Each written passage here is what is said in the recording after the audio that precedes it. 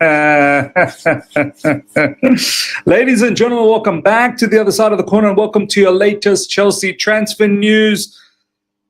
The summer window has finally closed. We can all settle down and unwind everything that has taken place. Well, at least for today, we've got many more days to come where we're going to talk about all the, nitty-gritty, comments that's going to come post the transfer window for every single deals that we've done. Look, one thing's for certainty, we've done a splendid job in getting rid of a lot of players. We've raised around 300 million, which is a record in the Premier League. Now, as you can see the picture of Nicolas Jackson, he's going on loan. Is he not going on loan? Is he returning back to Chelsea? Now the deal's back on, and now finally, here we go again.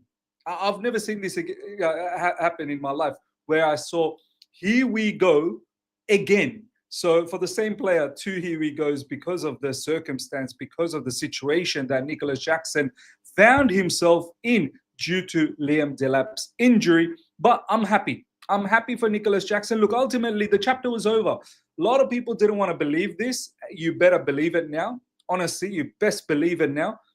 The chapter was over. Chelsea didn't want Nicolas Jackson. Nicolas Jackson didn't want Chelsea. And his agents, Ali Barat and the other brother, they've done a top job to stay firm on their mission. And they finally got the deal. We finally got the deal. And in fact, this deal is even better. This deal is even better. But the problem with all of this is, as much as I believe in my team, as much as I believe in my squad, and I truly do, I feel like over the past 4 months at least, this squad has grown mentally in a gargantuan manner, which gives me belief that we are capable of something. Whether we win the title or not, I don't know. And I'm going to make a separate video off the back of all of these transfers that has happened, what my expectations are now. I still think this team is capable of doing a lot of good. There's a lot of, chemistry building. There's a lot of cohesion that I see right now within the team. And I think the manager's doing a fantastic job. But my only gripe is we've gotten rid of Nicolas Jackson and Kunku. Eventually, we got rid of everyone, right? Besides a couple of those players we're going to go through soon. We were promised Xavi Simons. We were promised Fermin Lopez. Well, promised as in we were linked. And ultimately, we got Bonanote on loan instead. And then Mark Gu coming back from the Sunderland loan as well, cut short.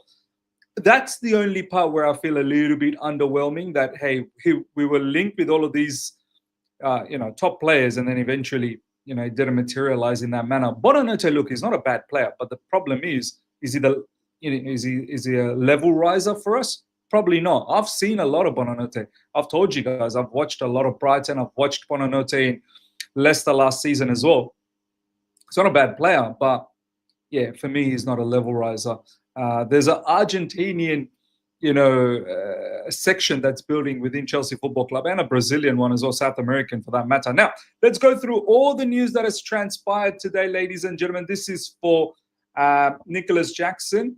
Nicolas Jackson, I'm really happy to now be part of this great club. Bayern is one of the best clubs in the world. Everyone knows the names of the legends who have played here and know that this club stands for the greatest success. I've got big goals and dreams here and will give my all to help Bayern win more titles. Look, I'm keen to see where he's going to play. He's a Bayern Munich player. There is an obligation to buy. We're going to go through those details very soon. He's on loan this season, and he does face us in the Champions League. I'm keen to see how Vincent Kompany utilizes him. Does he utilize him as a striker? Does he utilize him as a wide player? Does he utilize him as a two-man strike force with Harry Kane? We shall see. This is what his agent had to say, agent Ali Barat. Nicolas needed a platform that matches his ambition. At Bayern, he finds a structure of excellence, a football identity tailored to his strengths, and project that will allow him to write the next chapter of his legacy.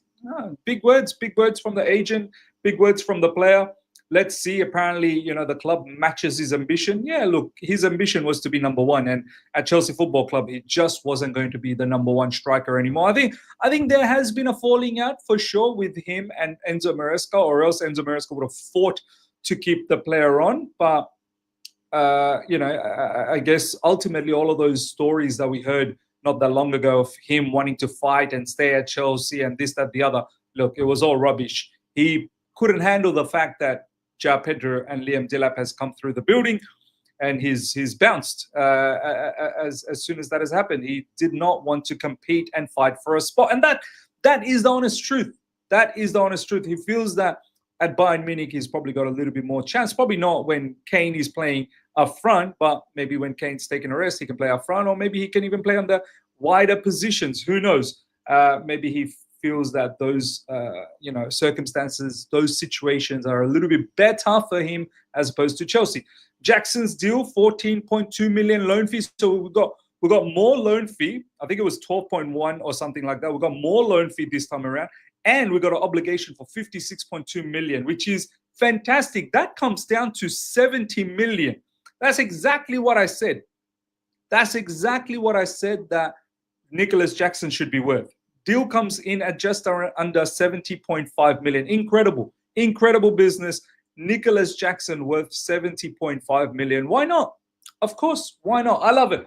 Big up to Chelsea Football Club and the scouts to do a fantastic job there. Now, breaking news, Tyrique George deal to Fulham literally happened about an hour ago. So Fulham has fallen through. George stays at Chelsea. So there was rumors about Tyrique George to Roma. Then late today, Tyrique George to Fulham. But that deal hasn't gone through. I really do feel sorry for him and a bit sad for him. I wish this deal did happen. Look, ultimately, I would have liked him to stay at Chelsea Football Club. But with Garnacho and Gittins operating on that left side, it's going to be very difficult for Tyrique George to get any sort of minutes at Chelsea Football Club. He's included in the Champions League squad, but how are you going to get minutes? We've got Bonanote as well, who's potentially going to be on the right. You got Estevao Willian. Cole Palmer's going to be back. He's not going to be injured forever. You got Gittins, Garnacho. I really do feel sorry for Tyrique George. I don't think he's going to get enough minutes. Yeah, you may say, oh, Miz, but he's going to get those Carabao minutes and, FA Cup.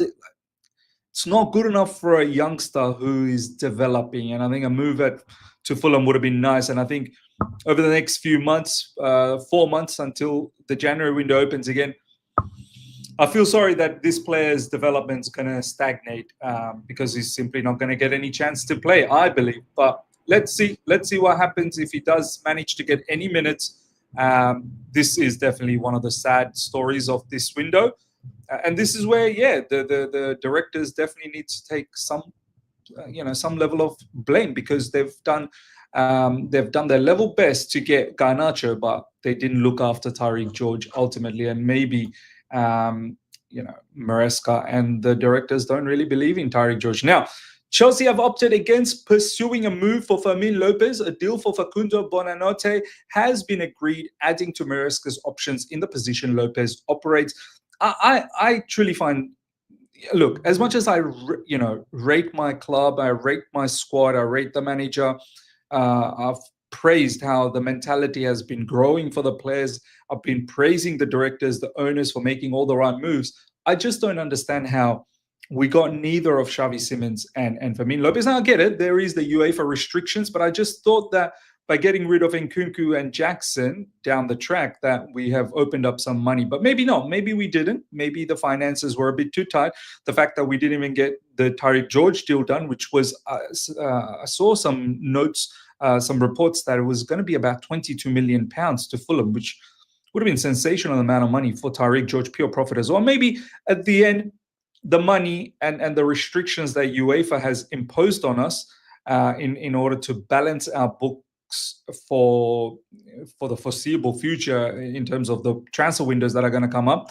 Maybe this is what has restricted us, and maybe this is why we've gone with a loan for Bonanote. There's a lot of things that we probably don't understand, but I'm certain someone behind the scenes at Chelsea probably did what they did because that's what we had to do. But it is disappointing that we couldn't get players like Fermin Lopez, Xavi Simons. And you never know. Maybe we might get back to Fermin Lopez in January. Who knows? Maybe it's not the end of the world yet. Maybe we'll revisit all of this in the January window. But yeah, I don't want us to then put out this positive spin by saying Facundo Bonanote has, he's more of a player than Simons and Lopez. And a lot of fans out there are starting to believe this as well. Look, I like Facundo Bonanote. I think he's a talented player, but Simmons and Fermin Lopez probably a step ahead. Probably not just probably, definitely a step ahead. Now, breaking, check this out. Ben Chilwell to Strasbourg on a 2-year contract. Here we go. Finally, we got rid of Ben Chilwell, but Ben Chilwell has gone to Strasbourg. Strasbourg actually did a business themselves. They sold a player to Nottingham Forest. So Strasbourg making some money too. Apparently, that was a record transfer. We're going to go to that very, very soon. But yeah, big up to Ben Chilwell to agreeing on a move to Strasbourg. Is he going to get game time? I don't know. Strasbourg are in the Conference League competition, so hopefully he'll get some minutes. You know, I'm sure Strasbourg will try their level best to compete in the Conference League and also in the French League. A little bit of experience for Liam Rossignol. I'm sure Ben Chilwell would not have taken any pay cut. I'm sure the pay is still the same. All we've done here is Chelsea have sold to Strasbourg, who's our sister club. We've probably made some money out of that, definitely, or maybe we didn't. Who knows? And we've offloaded the wages of Chelsea's books to Strasbourg, basically trying to balance things up there. So making Chelsea's accounts look a lot better. Yeah, and this is the beauty about having a sister club in that multi-club model where you can shift all of these assets around. I'm sure down the track, who knows, maybe FFP and all of these PSR, they'll catch on to this loophole as well.